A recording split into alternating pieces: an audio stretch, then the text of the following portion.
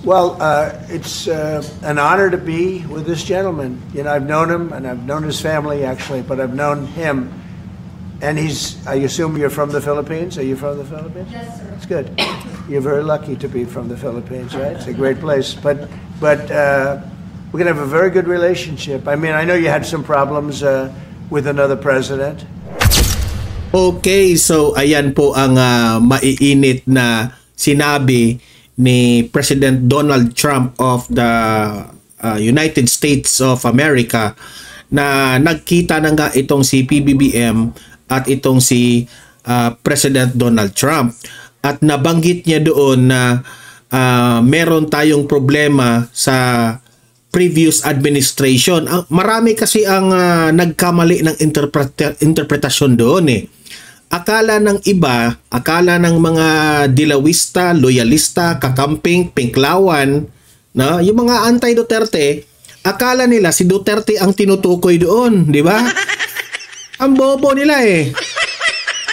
Ang tinutukoy po ni Donald Trump, no, hindi po maganda ang naging relasyon ng Pilipinas sa previous administration ng Amerika, which is si Joe Biden. Ha? Yun ang ibig sabihin ni Donald Trump doon. Okay? Oh, himay-himayin natin ito. Pakikinggan natin ang pagtatagpo dito ni na BBM at itong si Pres Donald Trump, no? At magre-react tayo sa hindi pa naman ito closed door meeting ha. Ito pa ay press media. At babasahin natin ang kanilang mga body language. At ikokompara natin sa time na nagkita si Tatay Digong at si President Donald Trump, no? Sino ang magaling na leader? Siyempre, ikukumpara natin. DDS tayo di ba? Oh, so ikukumpara natin kung sino ang mas magaling sa dalawa. So, siyempre, pakikinggan natin ang sinasabi ni BBM at ni Donald Trump doon sa press, no? Nagtataka lang ako doon. Bakit pagkatapos ng press, no? Hindi pa naman patapos eh. Pinalabas yung media after, di ba?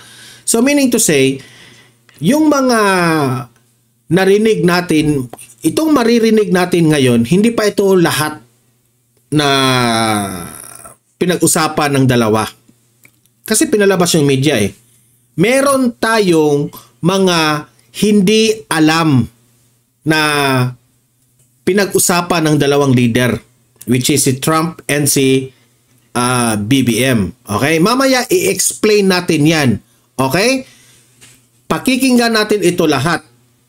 I-react natin ito. Pero bago ang lahat, help me po muna na i-like at saka i-share itong video na ito para guys, kakalat ito sa taong bayan. Okay?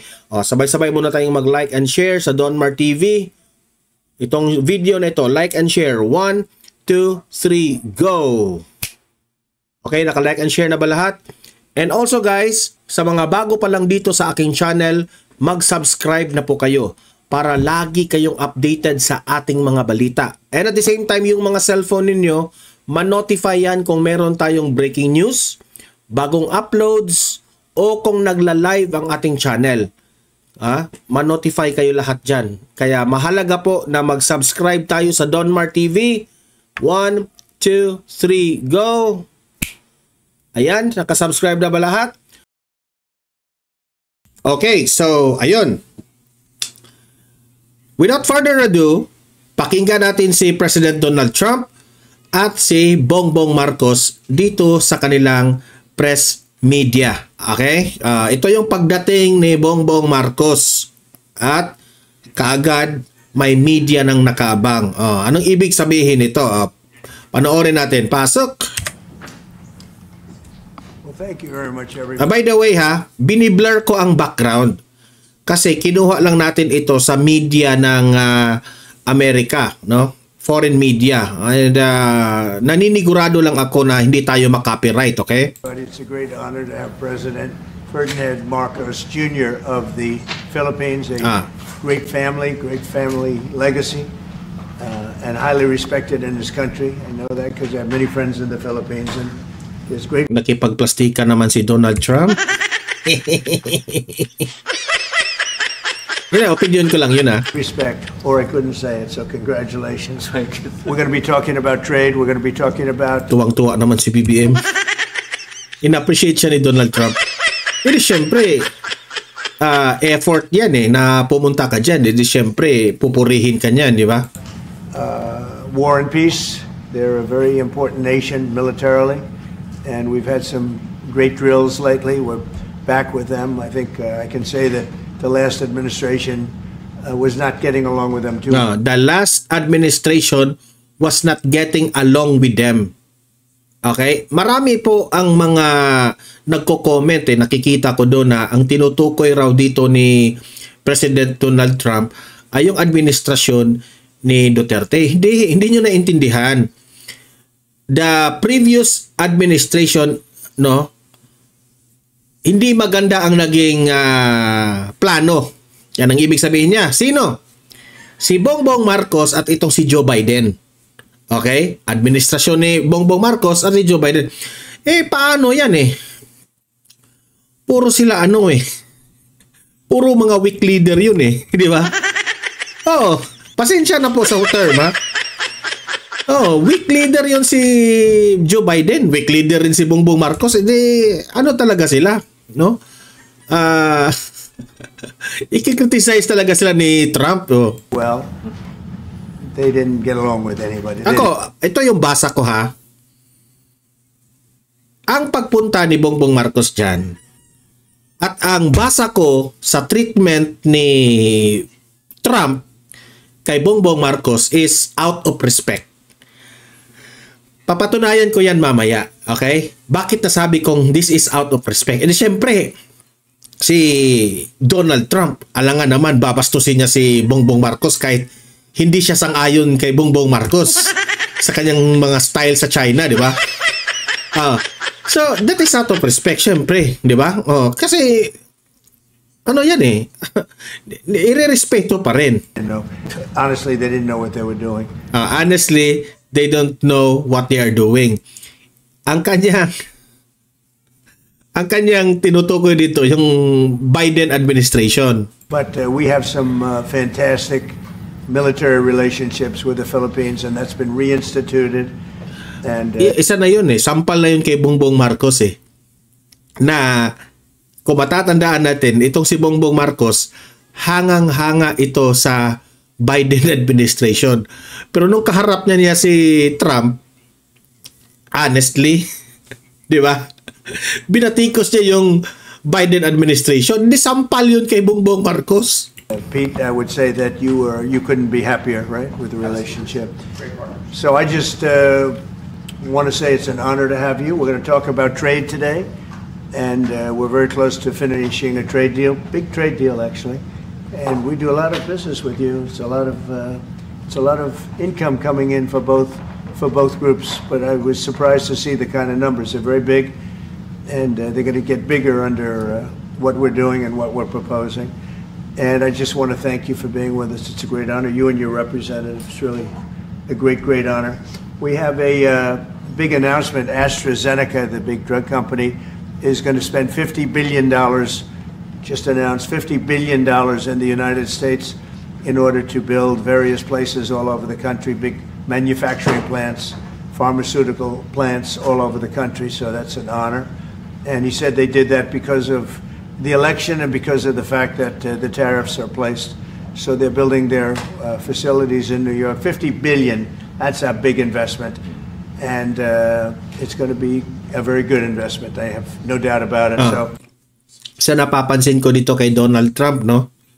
Talagang negosyante, no? Business is business talaga sa kanya. Kilala naman natin ito. Negosyanteng tao itong si President Donald Trump, di ba? Tingnan nyo the way siya mananalita. Thank you to AstraZeneca. And with that, I'd like to have you say a few words, please. Thank you very much, Mr. President. Of course, we're all very happy to be here to once again reaffirm the very strong ties between the Philippines and the United States, ties that go back over 100 years. And considering the context in which we live these days, especially in my part of the world, this has evolved into as important Bongbong Marcos, ha, pasensya na, pero parang narinig na yan ni Donald Trump. Yung mga mother statement mo. Di ba? the relationship as it's possible to have. We must remember that the United States is our only treaty partner in the Philippines, and that has stood us in good stead over the years, certainly through the Second World War, and the cultural memory of all Filipinos, down to even the school children, is that our strongest, closest, most reliable ally has always been the United States. And that is something that we value, that we are grateful for, and that we will continue to foster as we go on. With the leadership of President Trump, I am very confident that we will be able to achieve that. I think it is worthwhile to remember that it was President Trump who, in his first term, characterized the relationship between the Philippines and the United States as ironclad. And that has been necessarily the case since that time that you made that statement, sir. Ang galing rin ni Bongbong Marcos magsalita ng bulaklak, no? Para yung katigasan ni Donald Trump medyo lalambot rin, di ba? Diyan siya magaling si Bongbong Marcos. And it is something that the Philippines will Careful ka, Donald Trump, ha? Baka mabudol ka. hindi, biro lang. Careful ka sa mga bulaklakin, ha? Baka mabudol ka niyan, ha? Hindi. Joke lang yun, ha? Ang sa akin, hindi yan magpapabudol si Donald Trump. Kasi, pang sariling interest lang rin yung gagawin ni Trump, ha? I mean, interest ng Amerika ang kanyang pakay dyan. Wala siyang pakialam sa Pilipinas. Pagprangkahan na tayo dito. Pinapapunta niya dyan si Bongbong Marcos dahil di umano sa mga trade na sa nila. Pero at the end of the day, sisiguraduhin niya ni Trump na mas lamang sila sa trade. Di ba? Baka sasabihin ni Trump na, eto na, mauuto ko lang itong, sabi ni Tatay Digong, weak leader ito eh. Kaya, kayong mga leaders, no, Bongbong Marcos, galingan nyo yung diskarte ninyo. Because this is a part of their strategy. Galingan ninyo kung sinong sinong bansa ang makabenefit dito. Okay? Hindi yan, ito si Trump, hindi pwedeng equal yan. Hindi pwedeng equal ang benefit na makukuha yan. Lamang talaga yan sila. So, tingnan natin kung magaling ba si Bongbong Marcos. Kung he could equalize, no? Na both Pilipinas at ang Amerika ay pareho lamang ang matatanggap na benefit na trade, di ba? Always hold close to its heart. Thank you once again, and we are honored, and it is our great pleasure to be here and to visit with the President of the United States. Thank you, sir. It's my great honor. Any questions, please? Mr. President, Yeah, please go ahead. Go ahead. Mr. President, do you think that Fed Chair Jerome Powell should resign? I think he's done a bad job, but he's going to be out pretty soon anyway. In eight months, he'll be out. But I call him too late. He's too late all the time. He should have lowered interest rates many times. Europe lowered their rate 10 times. We lowered ours none. And it's causing a problem for people that want to buy a home. Look, our economy is so strong now, we're blowing through everything. We're setting records. You know that, you see that. And whether it's the Philippines or anyone else, we're setting records at levels that nobody's ever seen before. But you know what? People aren't able to buy a house because this guy is a numbskull. He keeps the rates too high, and probably doing it for political reasons. The only time I remember him cutting rates, I mean, he cut the rates just before the election to try and help Kamala or whoever he was trying to help. He probably didn't know. And he's building a building. He's $2.7 billion. They have a $900 million overrun. What is that? And that was given by Biden. That was another Biden deal. And this guy's building this building that's severely overrun. And what does he need the building for? What does he need? He needs space for more people? Trump, binatikos mo ng binatikos si Biden dyan. Mahiya-hiya ka naman, Trump. Yung katabi mo, maka-Biden yan. Mahiya-hiya ka naman. Donald Trump naman. Binatikos mo si Biden, no? Ayan, no? Si Bongbong Marcos, awkward. Awkward.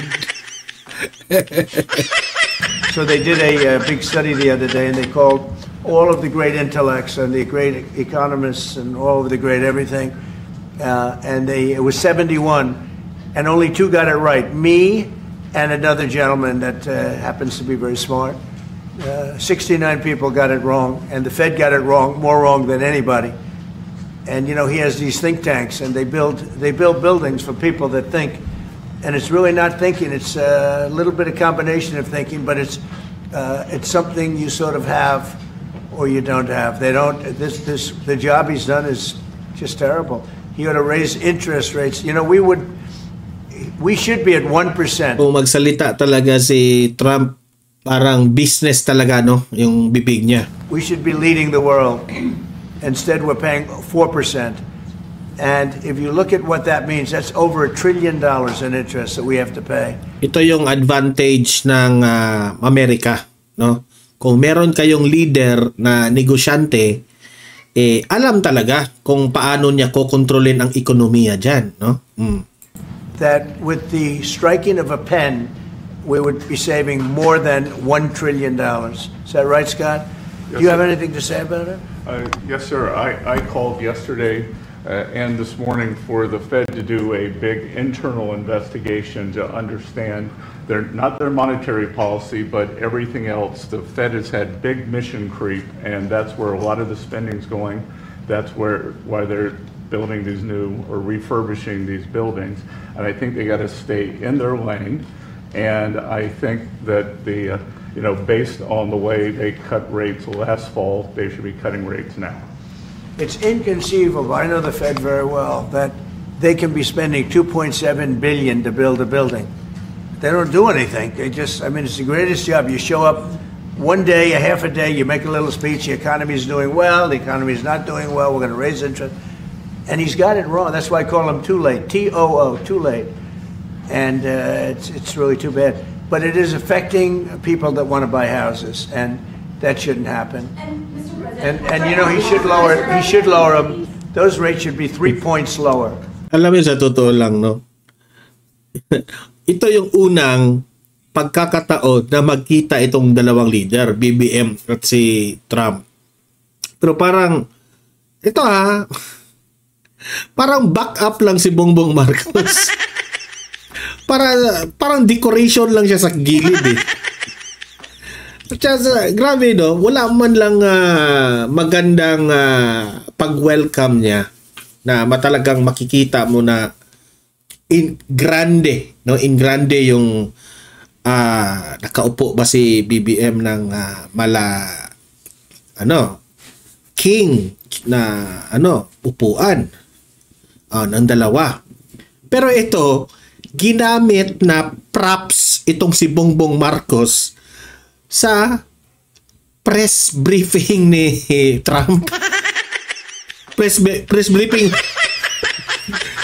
Press briefing ba ang term nito? Parang media interview ni Trump, ginamit na prop si Bongbong Marcos sa gilid.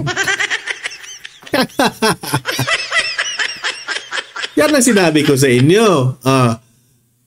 Tuta talaga tayo sa Amerika kasi meron po tayong tuta na leader eh, di ba? Sorry Gusto sana akong maging proud ni BBM kung ginagampanan niya yung strong leader, pero paano yan? Si Trump ang salita ng salita dyan sa media. Media ito kaharap nila media, nagpa-press media. Si Bongbong Marcos, parang statwa sa gilid. Props.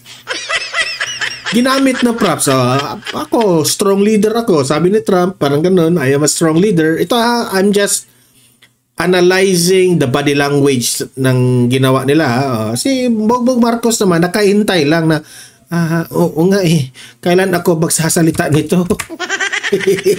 Kawawa. Ay nako. Yan ang napala natin, no? Na bumoto tayo ng isang leader na walang kakayahan na madurog lang ng ibang bansa. But still, default na yan na irerespeto siya ni Trump. But si Bongbong Marcos, dyan mo talaga makikita na hindi level ang kanilang power. Okay? Sa nakikita ko dyan, parang nakabuntot pa rin si Bongbong Marcos sa Amerika. Kasi ang paniwala ninyo, 100% natutulong. Jesus ko, ang dami kong mga kakilalang mga kaibigan ko na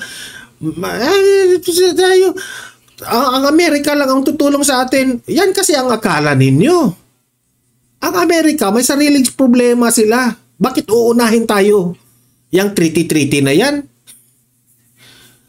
I'm sorry to disrespect that one, pero ang realidad ng treaty na yan, kasulatan lang yan eh. Treaty nga tayo. Magtulungan. Pero at the end of the day, ang unahin ng Amerika, ang sarili nila. Default yan eh. At nauunawaan natin ng Amerika na kung ganyan sila. Siyempre, uunahin nila ang kanilang expenses. Alangan naman, mag-i-invest sila sa Pilipinas na wala silang makukuha. Di ba? Hindi siyempre, we are a poor country compared to America. Ang ending, ayan, nakabuntot yung BBM. Parang buntot siya ni Trump.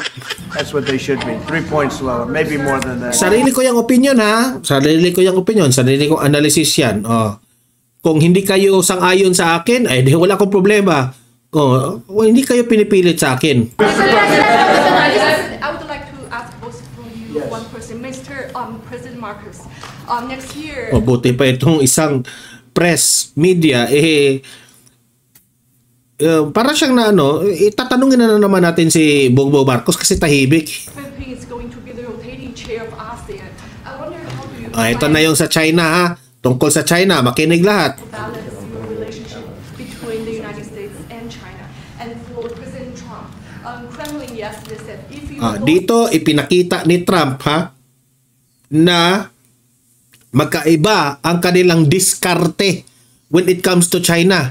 Iba ang diskarte ni Gibo at BBM sa China, iba rin ang diskarte ni Ito syempre, sariling interest ang kanilang interest ng Amerika rin ang kanilang pakay.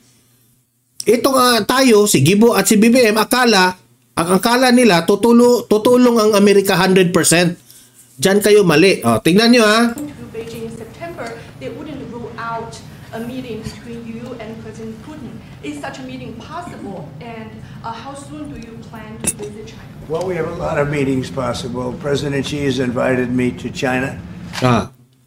President Xi is invited me to China. Ano kayo ngayon, BBM? Kinukontra nyo ang China eh. Di ba? Ano kayo ngayon? Ito yung BBM, hangang-hanga ka sa Amerika, BBM, di ba? Na ang Amerika tutulong sa atin. Kinontra mo pa ang China, BBM. Hindi naging maganda ang relasyon ng Pilipinas at ang China ngayon because sa inyong leadership. Example, si Tolentino. Hindi na nga makapunta sa China. Ipinag-ban siya sa China, di ba? Hindi ko lang alam yung term nung ginamit ng China. Basta, ipinagbawal siyang pumunta sa China, si Tolentino, dahil sa ginagawa ninyo. Si Tolentino, sino si Tolentino? Kaalyado nyo. Okay? Ngayon, ang kalaban ninyong si China, ini-invite itong si Trump na kuno kaalyado ninyo. Sino kawawa ngayon? Sino kawawa ngayon? Sasabihin ko sa inyo. Aber, sinong kawawa? Nakipag-kontra ka, ikaw BBM, Gibo, nakipag ano ka ha? Nakipaglaban ka sa China kasi akala mo tutulong sa iyo ang Amerika. Makipagsimpatya sa iyo ang Amerika. No, tama yan. Kontrahin mo yung China. Oh, mag-water cannon, ikaw rin lalaban ka. Kasi, ano kayo? Ipinaglaban ninyo, sariling atin yan. Oh, ganun, di ba? Pero, yung kakampi nyo, yung big brother nyo, si Trump is invited sa China. Oh. Ang sakit, no? Kasi, si Trump, ang Amerika, may sarili silang interest ang Amerika towards China. Yung problema natin sa China, bahala na kayo. Bahala kayo dyan. Sabi pa nga ni Trump dito, mamaya, sabihin niya, oh, kung what do you think it's good for your country? Hala, sige ka. Basta ako, may sarili rin akong dealings with China. Oh. So ano kayo ngayon, Gibo at BBM? Nga. Ha? Nga.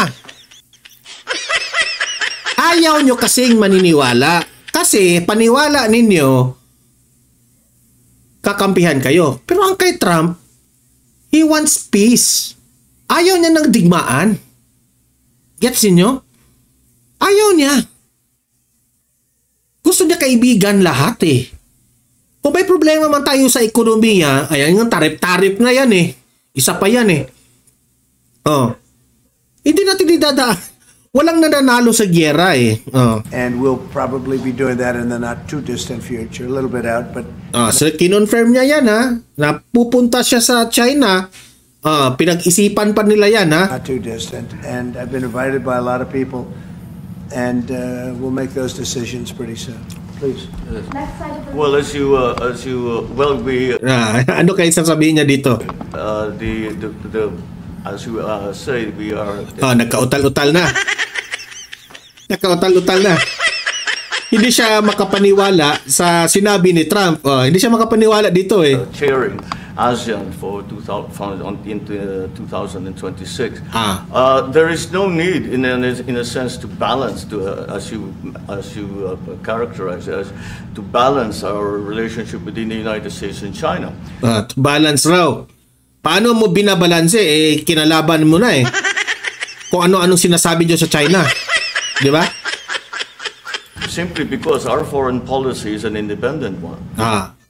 Ang foreign policy is an independent one. So independent na ngayon. Akala ninyo independent ha? Akala ninyo tutulong ang Amerika, pero ngayon unti-unti nyo nang na-accept na walang ganon. Hindi tutulong ang Amerika. Ha? Yung EDCA mo, Bongbong Marcos, hindi tayo makabenefit niyan. Amerika lang ang makabenefit sa EDCA na yan. Ayaw mo kasing maniwala eh. And we are essentially concerned with the defense of our territory and the exercise of our sovereign rights. Now, whether we do this not alone, we do this not alone. Sige, ano mo ha?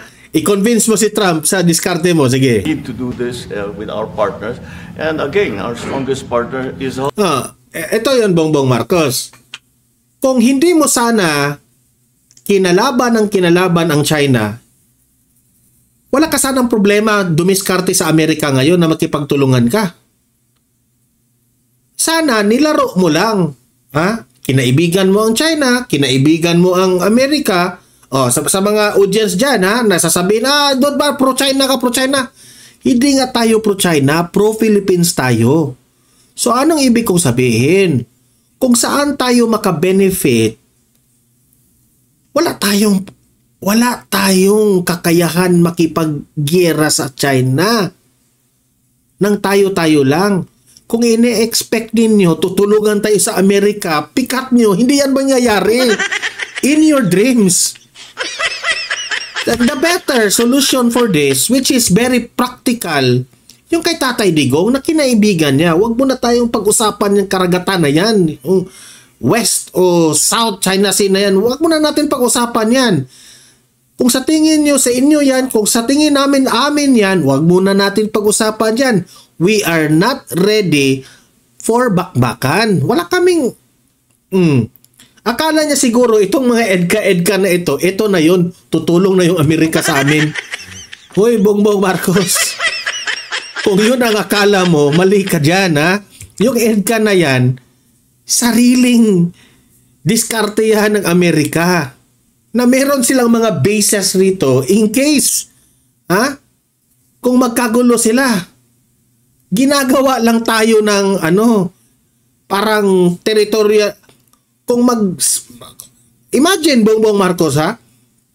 Kung mag-away po, kung tutulong itong Amerika sa Taiwan, ha? Kung tutulong sila, siyempre, bakbakan yan. Ang ending niyan, ginawa lang tayo ng dito, doon magbakbakan sa kanilang EDCA base. Sino kawawa? Di Pilipinas. Ikaw mag-away sila. Bida-bida tayo kasi yung mga EDCA base malapit sa China, Pilipinas yung ginawa ng mga bases. Diyan kayo mali, pumayag kayo. Sabog tayo lahat sa ginagawa ninyo. Pumayag kayo Has always been the United States. But of course, Oo nga. Di ba? Lagi niyang pinapaulit-ulit sinabi dito na ang kakampi namin, Amerika, wala nang iba. Amerika talaga yung kakampi namin, wala nang iba. Insulto yan sa Japan. Japan is always... noon pa, kakampi rin natin yung Japan. Ikaw, Bongbong Marcos, mahilig ka talaga sa mabulaklakin. Binudol si Trump sa mga bulaklakin mo Ay, sumakit yung bangs ko. We are trying to form coalitions and multilateral relations so that those like-minded nations who share the same values as we do, who hew to international law, most specifically the UNCLOS, present that position very clearly to anyone who has intentions of unilaterally changing the world order, and that is how we are guided in that. And I don't mind if he gets along. Ito, I don't mind if, ito na ha, parang siniparate na ni Trump ang diskarte nilang dalawa ha. I don't mind kung merong diskarte yung Pilipinas o diskarte sa amin. Ito. Along with China, because we're getting along with China very well. We're getting along with China very well. Pero kami hindi. May sarili silang diskarte sa China. Si Bongbong Marcos, inaaway niya ang China. Akala siguro ni Bongbong Marcos kung anong ginagawa niya sa China, pabor ang Amerika sa ginawa niya. Hindi. A very good relationship. In fact, the magnets, which is a... Very good relationship ha? Sa China. Ang sinabi niya ha? Pero tayo, anong nangyari? Sabi ko sa inyo Ay nako. Akala kasi natin dalawa tayong nation na galit sa China. Hindi. Little complex piece of material, but the magnets are coming out. Duda ako dito ha, sa closed door meeting nila. Iko-convince ito ni Trump, si Bongbong Marcos na kaibiganin mo nang yung China. Wag ka nang dyan. Wala tayong magagawa dyan. Diba? At the end of the day, sariling interest ng Amerika ang uunahin nila. Very well. They're sending them in record numbers. We're getting along with China very well, and I don't mind if... I don't mind ha. I don't mind if Trump. The president dealt with China. If that's meant, because... I don't mind kung silang dalawa mag-away sila. Wala kong pakig, mag-away kayo dyan. Basta ako, nakatayo na ako ng EDCA. Ay, sa bagay, I cannot blame Trump kasi sa panahon niya ni Biden yung EDCA na yan di ba? I think he has to do what's right for his country. Parang sinabi ni Trump na wala akong pakialam ni Bongbong Marcos kung ano ang diskarte niya sa China. Wala akong pakialam. Kasi kung sa tingin niya, what's good for his country, ginagawa lang niya, hindi na ako mangingialam yan. Siyempre, Amerika, demokrasya tayo, di ba? Wala akong pakialam. Pero Donald Trump, mali kasi yung diskarte niya. Mali yung diskarte ni Bongbong Marcos. Inaway niya ang China Inaway niya ng inaway. Pinainit niya ang China. Huwag na tayong magbulahan. Di ba? Sabi ni Trump, we are getting along with China. We have a good relationship with China. Pero I don't mind kung si Bongbong Marcos inaway niya ang China. Okay, ito in-explain ko in layman's term.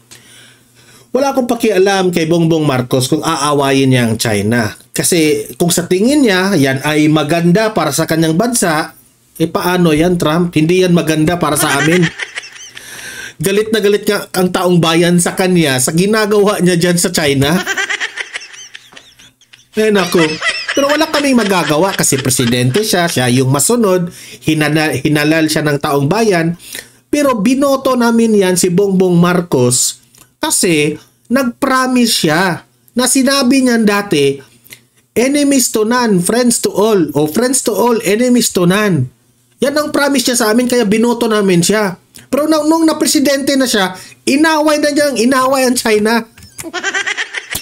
Ay, nako. Said, make the Philippines great again. Do whatever you need to do, but... do whatever you need, but... Do whatever you need to do, sabi ni Trump. Pero... You're dealing with China wouldn't bother me at all. Yung mga dealing with China, hindi yan mag-bother sa akin. Basta importante sa akin, mag-benefit kami. Yun ang hidden language doon kay Trump. Well, now it is something that we have to do in any case. Yeah. And certainly. Diba? Para sa akin, parang nadismaya si Bongbong Marcos. Hindi niya in-expect ito. Hindi niya in-expect na ganun po ang response ni Trump. When are you coming to the Mr. Philippines? President, do you support the Justice Department seeking an interview with Ghislaine Maxwell? And do you urge the Attorney General to see? I don't know anything about it. They're going to what? Meet her? Your Deputy Attorney General has reached out to Ghislaine Maxwell's attorney asking for a new interview. Yeah, I don't know about it, but I think it's something that sounds appropriate to do, yeah. Do you have any concern that your Deputy Attorney General, as your former attorney, would be conducting the interview, given... Forward natin basta usapin patungkol sa Amerika, China at Philippines. Forward natin. I don't really follow that too. But it's time to start after what they did to me, and whether it's right or wrong, it's time to go after people. Obama's been caught directly. So papers, they have him stone cold, and it was President Obama. They saw it. There was an 888. The Philippines hosting U.S. The U.S. Okay, ito patungkol sa Pilipinas. House Congressional Committee on Appropriations approved a budget. Well, it's very important. Otherwise, we wouldn't have approved it. Sorry? Yeah, it's very important. Otherwise, we wouldn't. We need ammunition. We're going to end up in a few months. We'll have more ammunition. Imagine that one, Imagine that one. Ammunition raw, palalaguin. Has ever had. We're going to have more missiles than any country has ever More missiles. had. We're going to have all the speedy missiles. We'll have the speedy. Sa EDCA yan, Good luck sa atin. Kasi may sarili silang interest, okay? Yan ang basa ko. Basa ko ito, Vlogger ako, may sarili akong opinion. Yung basa ko, we have more ammunition, more missiles doon sa EDCA. Bongbong Marcos, kung yan ang ikinaligaya mo, okay, bahala ka dyan, di ba? Sinong kawawa kapag mag-away itong dalawa? Tayo. The ones, the slow ones, the accurate ones, the ones that are slightly less accurate. We have everything. But we will have more ammunition than any country has ever had. It's very important to me. Okay. Go ahead, please, Red. Sir, when you say that you're close to making a trade deal, what gaps remain? And for President Marcos, sir, I was just wondering, do you not think that perhaps the Philippines hosting U.S. missile systems could be considered escalatory by China? Di ba? Tama yung reporter. Hindi mo ba kinonsider na delikado yan? yung mga missile, yung mga pumalaga si Trump to, tingnan niyo yung mukha niya. Delikado. Okay? Ginawa nga tayong anong tawag mo dyan? Yung Amerika, maganda ang lugar niya. Pero ginawa tayong digmaan na lugar. Yan ang point sa reporter, ha? Sasagutin yan. Well, it's an honor to be with this gentleman. You know, I've known him, and I've known his family, actually, but I've known him. And I assume you're from the Philippines? Are you from the Philippines? Yes, sir. That's good. You're very lucky to be from the Philippines, right? It's a great place. But we're going to have a very good relationship. I mean, I know you had some problems with another president. Another problem with another president. Hindi yan si Duterte, ha? Ni Biden yan. Okay? Yan ang nakamali dito, eh. Si Duterte yan, eh.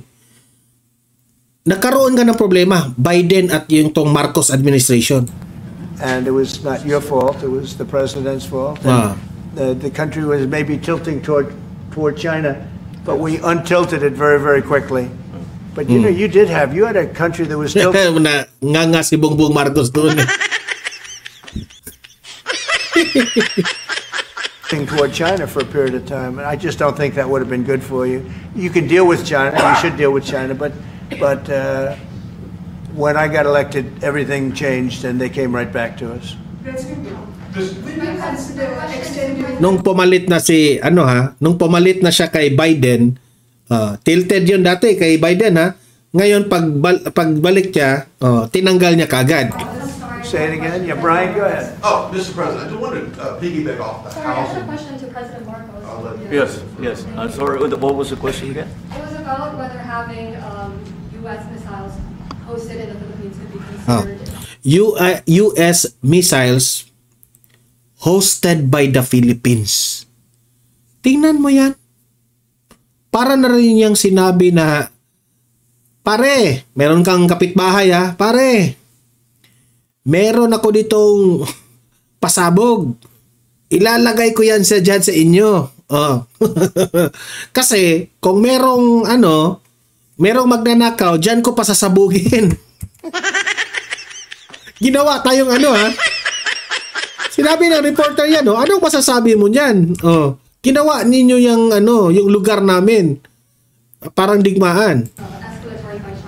All of what we consider part of the modernization of the Philippine military is really as a response to yun ang diskarte ni Bongbong Marcos na yung ginawa ng Amerika, no?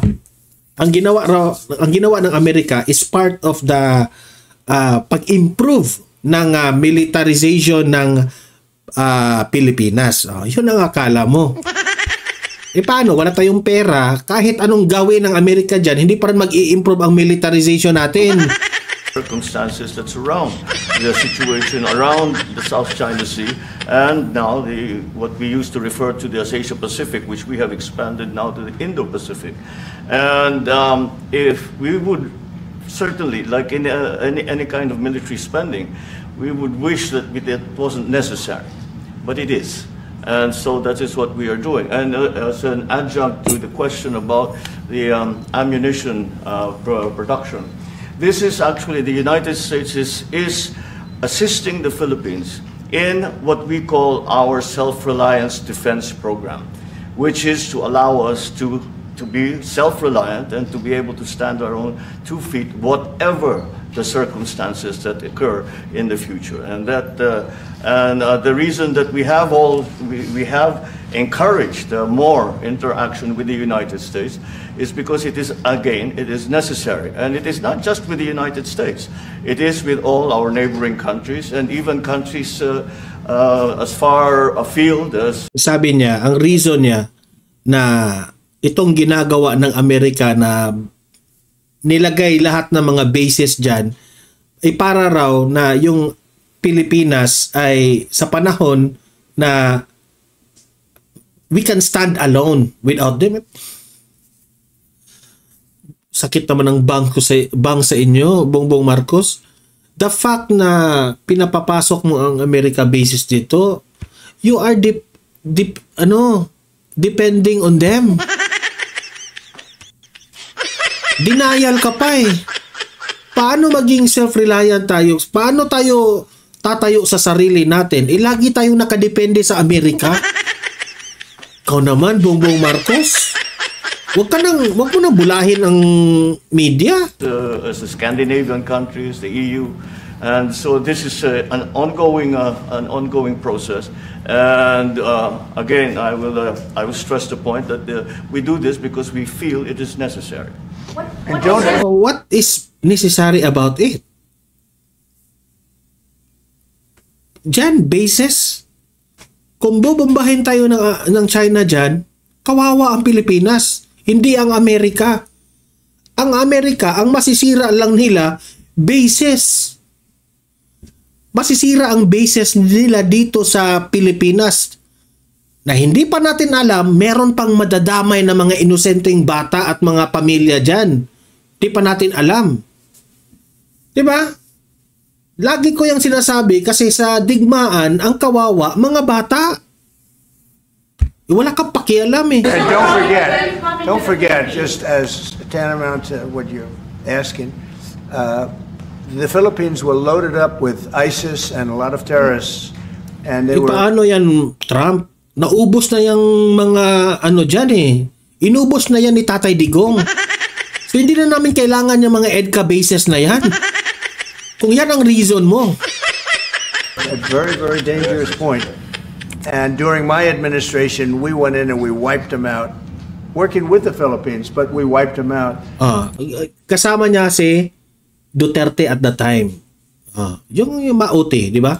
But if we didn't go in, I don't know what would have happened. I don't know who would be your president right now. But we spent a lot of time and a lot of talent on going into the Philippines and wiping out terrorists. They had a tremendous problem during my administration.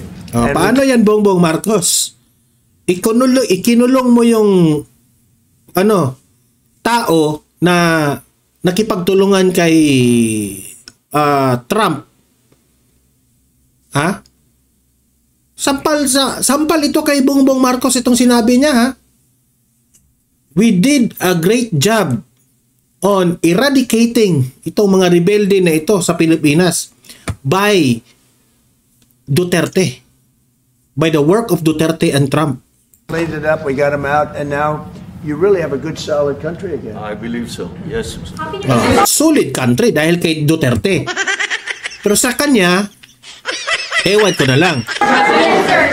Right. Follow up on the housing question. Yeah. We've got no tax on tips, no tax on overtime, no tax on Social Security. How important is it we have no tax on home sales? Okay, it's about tax na ha. So, tapos na yung usapin tungkol sa China and sa sa Pilipinas. So, yun po ang maikling press patungkol po, no? Parang sinamarize lang siguro ng usaping ito sa magiging closed door meeting. Pero sa closed door meeting, marami pang mga mangyayari dyan. May prangkahan pang magaganap without this media. Okay? So yun ang aabangan natin kung ano ang i-reveal ni Trump at i-reveal ni Bongbong Marcos kung ano yung pinag-usapan nila sa closed door meeting. Okay? So yun po ang ating naging reaction, opinion dito sa pagkikita ng dalawa. Ano ang masasabi nyo? I know you have your own arguments there. I know na merong papalag sa akin dyan. Wala akong pakialam. Sariling opinion ko ito. Meron din kanyang opinion. Magrespetuhan tayo. Okay?